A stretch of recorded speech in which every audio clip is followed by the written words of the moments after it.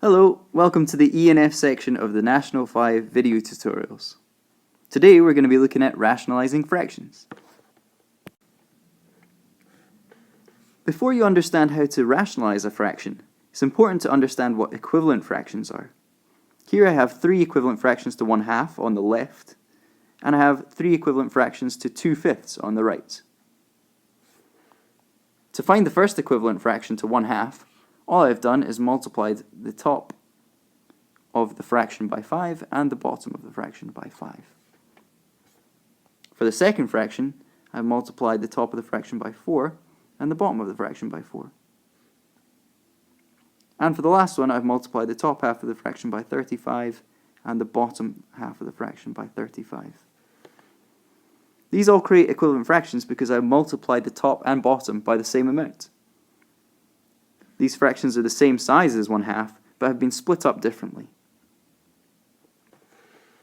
On the right hand side, to find my equivalents, all I've done is multiplied the top half by 2 and the bottom half by 2. In the second example, I've multiplied by 4 on the top and bottom half of the fraction. And finally, I've multiplied by 5 to get that last equivalent fraction. Again, all of these fractions on the right hand side are equivalent to 2/5. They're the same size, but they've been split up differently. To rationalize a fraction, again, we create an equivalent fraction. This time though, instead of multiplying the top and bottom by a whole number, we multiply the top and bottom by the surd that is on the bottom of a fraction. So multiply by √6 on the top and bottom of the fraction. What we get is the top number multiplied by √6, so 5√6, over √6 times √6 is √36. We know the square root of 36 is just the whole number 6. So on the bottom of my fraction, I'm going to put a 6.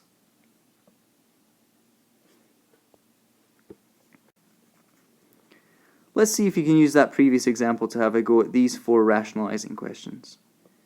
Make sure that you pause the video now because the answers will follow shortly.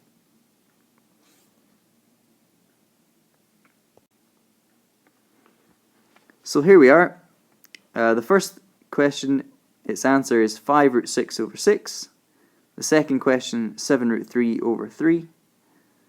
The third question, 4√7 over 7.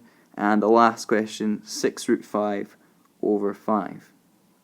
Now that's a simple version of some of the questions that you might get asked in your National 5 exam. Let's have a look at a few more difficult examples. Okay, so here are some examples that involve simplifying once you've rationalized the fraction. So again, I'm going to start off this top one by doing the same thing that we did before. I'm going to multiply by √6 on the top and the bottom of the fraction. 2√6 on the top, √6 times √6 on the bottom, so just normal 6. Finally, I've got a 2 on the top of my fraction and a 6 on the bottom of my fraction in whole numbers. Now because 2 and 6 both divide by 2, I need to simplify my answer by dividing by 2 on the top and bottom. I get just 1√6 on the top of my fraction, and on the bottom I get 6 divided by 2, which is 3. For the second example, what I'm going to do is I'm going to split up the √6 that is on the bottom of the fraction first. Okay, so I'm going to say that √6 is equal to √2 times √3. Because there's a √2 on the top and bottom of my fraction, I can simplify my fraction to 1 over √3. Then it's a case of multiplying by √3 on the top and bottom of the fraction to rationalize that fraction. And I get as my final answer √3 over √3 times √3 is √9, which makes normal 3. This final example is very tricky. What we're going to do first is multiply both sides by root 18. That gives us 4 times root 18 on the top, which is 4 root 18. And it gives us a whole number 18 on the bottom. Those keen-eyed among you will realize that there's a factor of 2 on the top and bottom of that fraction. So I'm going to take that away. 4 divided by 2 is 2 root 18. And 18 divided by 2 is 9. Unfortunately, we still have a third unsimplified in our fraction. So we need to split that up into 2 numbers, one of which has to be a square number. So we're going to go for 2 times root 9, and what do we have to times 9 by to make 18? Root 2. All over 9. Okay, 2 times root 9, well we know that root 9 is 3, so 2 times that is 6 root 2 on the top, and still 9 on the bottom. And again, lo and behold, we've got a common factor on the top and bottom of our fraction.